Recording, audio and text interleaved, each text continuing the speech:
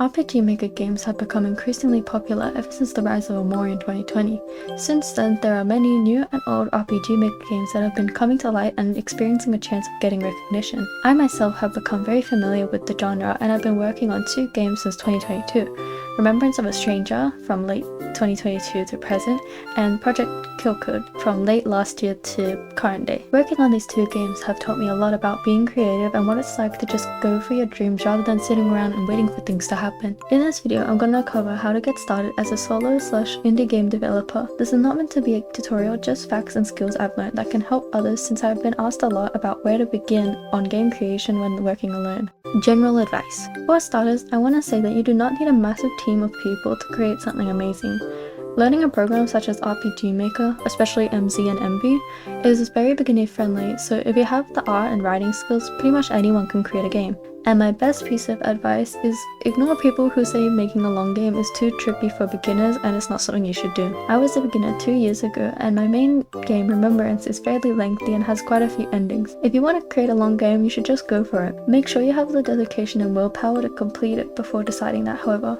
Of course, shorter games are also very well received, so you shouldn't feel pressured that your game has to be long. I'd also like to say that you shouldn't worry if you're too old or too young to start game creation, or if anyone will like what you're making. The best piece of advice that anyone can follow is that you should just go for your dreams. Even if it's a hobby or even if it only gathers a small community, you can always say, at least I did it, and be proud of what you made.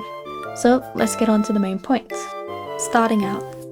When starting to create a game, I believe this is the best place to begin before even touching RPG Maker or any program. I started with character design, world building, and writing out a story, and all the possible endings I'd like the player to experience. Before I get into this though, I just want to say again, a long story does not automatically make a good one, so don't feel like you need to write a 100-page Google Doc in order to say your story is super well written and amazing. Personally for myself, I enjoy character design, which I'll go into more later. So even if I don't have a story or if I only have a few plot points, I like to draw out my characters and imagine what they would act like and be like. Your characters can go through many different design phases before you settle on something as well, so don't feel like the first take has to be perfect. If you're unsure what you want your characters to look like or what you want the world to be, I would advise you to use apps like Pinterest. Personally, I fell in love with beach sceneries just from looking at them on Pinterest, and that's how I decided my game would be set in a beach town. Along with that, there are many fashion and wig references on Pinterest and many different aesthetics that you can use to inspire yourself, and I love to mindlessly scroll through it until I find something that inspires me. Like I said, for character design, your story doesn't have to be perfect on the first take either. Just begin writing, and if you come back to it a few years later and realize it was a cringy story your 14-year-old self wrote, nothing is stopping you from rewriting it. Not long ago, I decided to completely change the antagonist in my game's story, and I had already started working on the game and its assets. This didn't really set me back, but I did have to rewrite the whole ending and extra scenes since it was such a big change. So again, don't feel like anything in this stage has to be perfect. That's what I did, and I ended up hating a lot of it and rewriting and redesigning stuff anyways. Learning a program. This video is going to focus on RPG Maker, primarily RPG Maker MZ since that's what I use, but you can apply this knowledge to any program really. When learning RPG Maker, the best thing for me to do was to simply play around with the program, look around at what it's like, and even if you want, make a test game. Along with that, copying tutorials was the best thing I did. Unsure about parallax mapping? Boom! Here's an amazing tutorial that helped me to this day, and I even go back and rewatch it when I'm stuck. RPG Maker has a very helpful forums page. A lot of people discuss issues they have and how to solve them, and on numerous occasions I actually found my really niche problem being solved there. Having people playtest your test games and prototypes would even benefit you more than you know. Some channels that really helped me understand the terminology and interface of RPG Maker were Some Random Dev, Level Up Design, and as mentioned before for parallax mapping, Starlit Castle. Finding tutorials and videos that work best for you to understand will be key to getting familiar with things, especially if you're looking to use plugins and make your games look really high quality outside of RPG Maker's core program. Making assets. Avoid dev hell! Just as I said, do not fall into development hell. Development hell is a process where you just repeat and repeat and repeat the development process of something you might not like. If you make an asset and you're not happy with it, use it as a placeholder. If you try remaking the same map over and over and over, you're not going to be able to see any progress on the map or on your whole game. Sounds familiar. And sometimes it's better to step away from one task and do something else for a change. Coming back to an asset you're unhappy with a fresh set of eyes really makes a big difference, and you can easily figure out what you didn't like about it in the first place. When making assets, I would just suggest to start wherever you like. This is pretty much the whole game creation process. And when I say assets, I'm referring to maps, walking animations, talking sprites, title screens, user interface, etc. I personally started with walking sprites and the look of the title screen, but it's honestly up to personal preference in this matter. Another piece of advice is to just make placeholder assets. Maybe you're unfamiliar with pixel art? Do a rough sketch of what you want your maps to look like and look online for references until you're confident enough to start, but don't feel scared to start anything new. I had never done pixel art before these two games, and at first I put it off quite a bit because I was worried I wouldn't be good at it. But as I said before, it's best to just chase your dreams and give it a go. Like I've been saying this whole video, if you're unhappy with it, there's always so much time to improve your work, but don't fall into dev hell. Creating a demo. Last year in August, I created a demo for my game Remembrance of a Stranger, and at first I thought it would be a setback since I had already organized a workflow for what order I would create assets in. But I would actually advise to make a demo or a prototype depending on the length of your game. My game spans over 10 in-game days, but the demo only covers the first 3.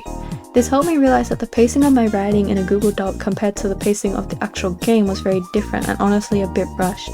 Creating a beta version of your game can also help you get familiar with RPG Maker before you go ahead and put yourself in a situation where you're looking at tutorials every 3 seconds. You should try learning as you go rather than making all your assets and then making your game. Making a demo can also give your audience an idea of what your game is like. It can let them decide if they want to stick around for the final thing or if it's not their cup of tea, which leads me to my next point. Marketing.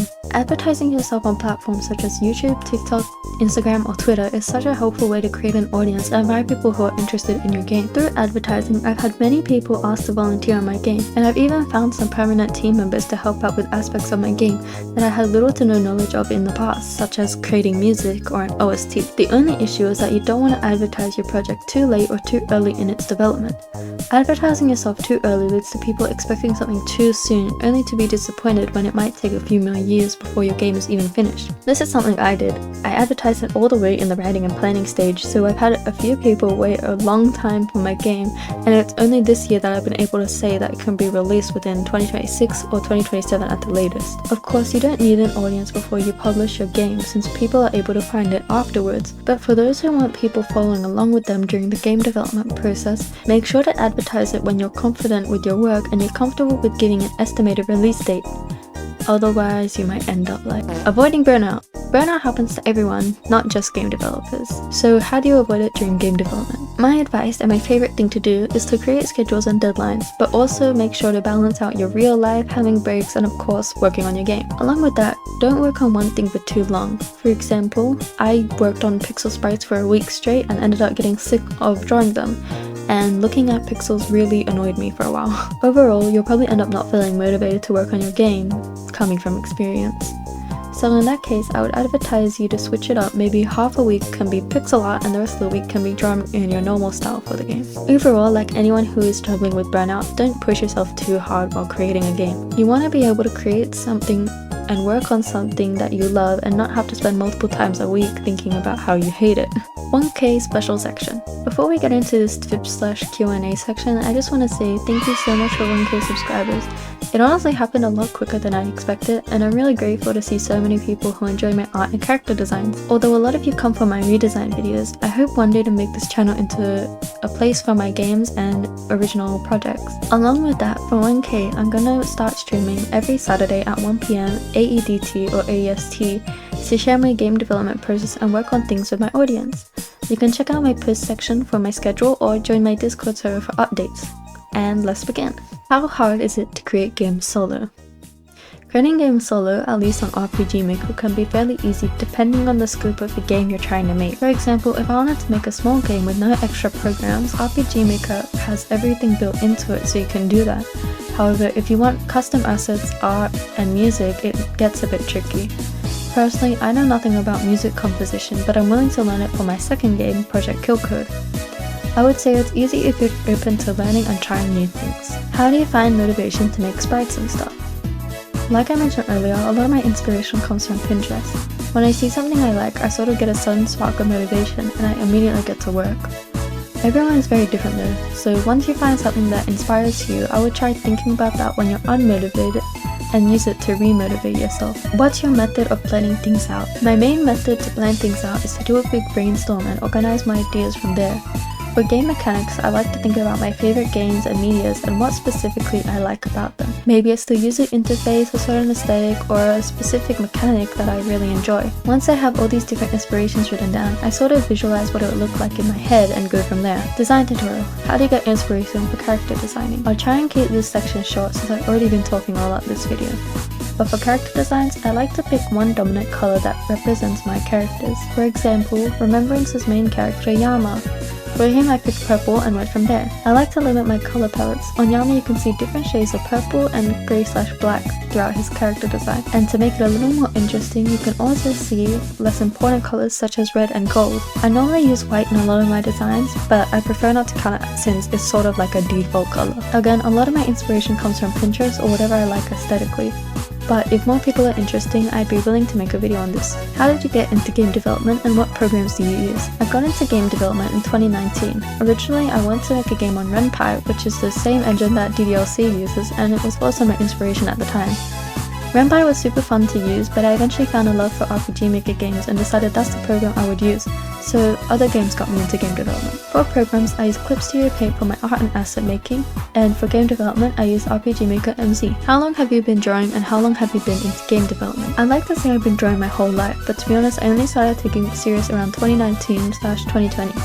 And game development, I only started developing games with RPG Maker as of 2023, but I played around with other programs before that. Do you have any art tips? My tips for art is to not feel pressured to know the basics or study anatomy or anything like that. Of course, these can help you, but don't push yourself and feel like you need to follow what other people are doing and that there's rules in art. I'd also say to reference off other artists that you like. It can really help to work out what you like to draw based on what those artists have in common and even doing style studies. What's your favorite design that you've done so far? Lately, it's been my Sona's design. But other than that, I personally love my OC Minori's design and my other OC, Naomi, which are both from Remembrance. Do you have any pets? I have 3 cats and a dog. Can I touch you? Yeah. I hope these tips help. I'm willing to go into more detail for those curious, or if anyone would like a tutorial on specific things, please let me know. Thank you again for 1k subs. Make sure to check out the links in the description for my socials, and check out my games demo while we're on the topic of being a game dev. Thank you for watching, and I'll see you next time.